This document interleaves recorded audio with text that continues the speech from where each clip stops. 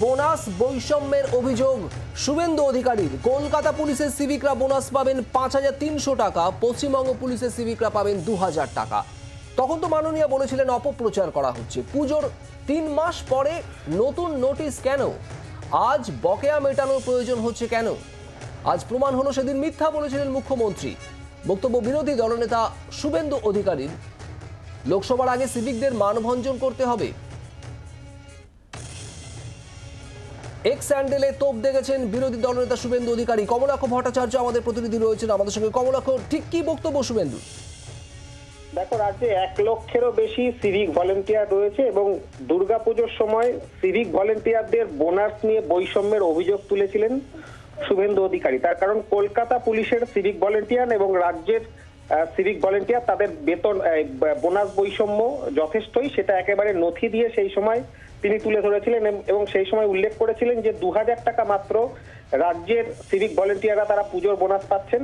অন্যদিকে কলকাতা পুলিশের সিভিক ভলেন্টিয়াররা তারা ৫,৩০০ টাকা করে পাচ্ছেন। এই বৈষম্য কেন, সেই প্রশ্ন তিনি বলেছিলেন এবং তারপর কিন্তু সেই ইস্যু সামনে আসার পর বিভিন্নভাবে তা নিয়ে সমালোচনা হয় এবং তার পাশাপাশি মুখ্যমন্ত্রীও তা নিয়ে কিন্তু মন্তব্য করেন যে কোনো বোনাস বৈষম্য কোথাও হয়নি।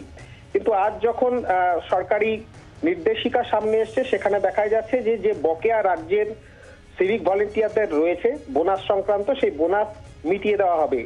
এরপরেই কিন্তু আজকে সোশ্যাল মিডিয়ায় শুভেন্দু অধিকারী তার তোপ, যে দুর্গাপুজোর সময় সেই যে অভিযোগ তিনি করেছিলেন আদতে সেই অভিযোগ সত্যি প্রমাণিত হলো এবং এখন লোকসভা নির্বাচন আসন্ন। লোকসভা নির্বাচনের মুখে এই ১ লক্ষ সিভিক ভলেন্টিয়ার তাদের মানভঞ্জন করবার জন্যই এখন এই বকেয়া বোনাস সেটি দেওয়ার সিদ্ধান্ত নিয়েছে রাজ্য সরকার। এবং এই সিভিক ভলেন্টিয়াররা তারা পুজোর সময় যে বোনাস প্রাপ্তি ছিল সেটি এখন নিয়ে তাদের কাজে লাগবে না এবং সিভিক ভলেন্টিয়াররা মুখ্যমন্ত্রীকে ক্ষমা করবেন না, এমন ভাবেই কিন্তু আজকে সোশ্যাল মিডিয়ায় তোপ দেখেছেন বিরোধী দলনেতা। শুভদীপ, সঙ্গে থাকো কমলাক্ষ।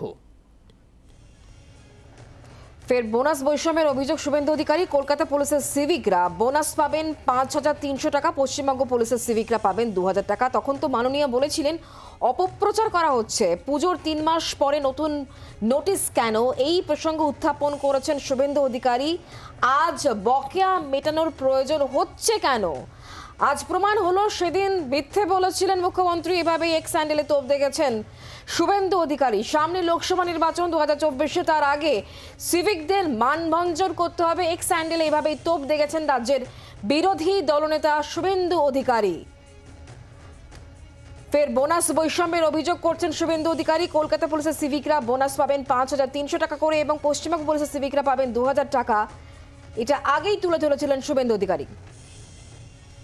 তৃণমূল নেতা অরূপ চক্রবর্তী আমাদের সঙ্গে রয়েছেন টেলিফোনে। অরূপবাবু, বোনাস বকেয়া মেটানোর কথা বলা হয়েছে রাজ্যের যে নির্দেশিকা, সেখানে রাজ্য পুলিশের সিভিকরা কলকাতা পুলিশের সিভিকদের তুলনায় বোনাস কিছুটা কম পাচ্ছিলেন এবং ৩ মাসে সেই বকেয়া মিটিয়ে দেওয়ার কথা বলেছে। এখানেই শুভেন্দু অধিকারীর বক্তব্য যে তিনি ঠিক সেই কথাটাই বলেছিলেন এবং আজ প্রমাণ হলো সেদিন মিথ্যে বলেছিলেন মুখ্যমন্ত্রী।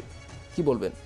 সবার আগে ফেরেববাদ শুভেন্দু অধিকারীকে বলতে বলুন যে বাংলা আবাসের যোজনার টাকা কার চিঠির জন্য আটকে রেখেছে। এই শুভেন্দু অধিকারী পঞ্চায়েত নির্বাচনে হেরে যাওয়ার পর বলেছিল কি করে বাংলার আবাসের টাকা পায় সেটা আমরা দেখে নিচ্ছি। এই শুভেন্দু অধিকারী ১০০ দিনের টাকা যখন আটকে রাখা হয়েছে তখন দিনের পর দিন বাংলার গরিব মানুষকে ব্যঙ্গোক্তি করেছে। যারা বাংলার গরিব মানুষের ১০০ দিনের টাকা আটকে রাখে, যারা বাংলার গরিব মানুষের আবাসের টাকা আটকে রাখে, তারপর গিয়ে ফেরেববাজি করে ডায়লগ দেবে। ওই ফেরেববাজকে বলুন আগে নারদার যে ঘুষের টাকা নিয়ে ধরা পড়েছিল ওই টাকাগুলো কোত্থেকে সোর্সটা কি ছিল সেটা বাংলার মানুষকে জানাতে, তারপর ওর মুখ থেকে বড় বড় ভাষণ শুনবে। চোরের মায়ের বড় গলা শুভেন্দু রয়েছে সেই। আগে নিজের পেছনের যে নোংরা রয়েছে সেই নোংরাগুলো সাফ করুক, তারপর বাংলার মানুষকে জ্ঞান দিতে আসবে। শুভেন্দু অধিকারী যা বলবে শুভেন্দু অধিকারীর দল সেটা বিশ্বাস করে না বলেই সেদিনকে অমিত শাহর কাছে মিটিং এ ঝাড় খেয়েছে। ঝাড়কে এখন বুঝতে পারছে ওর বিধানসভায় ওর বিধায়করা ওর আন্ডারে কনফিডেন্স নেই, যার জন্য আগের দিন যখন ওই মোশন হয়েছিল মোশনে শুভেন্দু অধিকারীর নেতৃত্বে বিধায়করা ওয়াকআউট করতে গেল, অশোক লাহিড়ীর নেতৃত্বে বিধায়করা ওয়াকআউট না করে বিধানসভার ভিতরে বসেছিলেন। ও আগে নিজের বিধানসভার দলকে কনফিডেন্সে আনুক, তারপর বাংলার মানুষের কনফিডেন্স পাওয়ার চেষ্টা করবে। এইসব বাতেলাবাজি দিয়ে লাভ নেই। বাংলার গরিব মানুষের পাশে মমতা বন্দ্যোপাধ্যায়ের সরকার ছিল, আছে, আগামী দিনও থাকবে। শুভেন্দু অধিকারী তার নিজের কৃতকর্মের ফল বাংলার মানুষ তাকে বুঝিয়ে দিয়েছে পঞ্চায়েতে, আগামী ২০২৪-এর লোকসভাতে আবার বুঝাবে। বাংলার আওয়াজ, বাঙালির আবেগ, জি ২৪ ঘন্টা।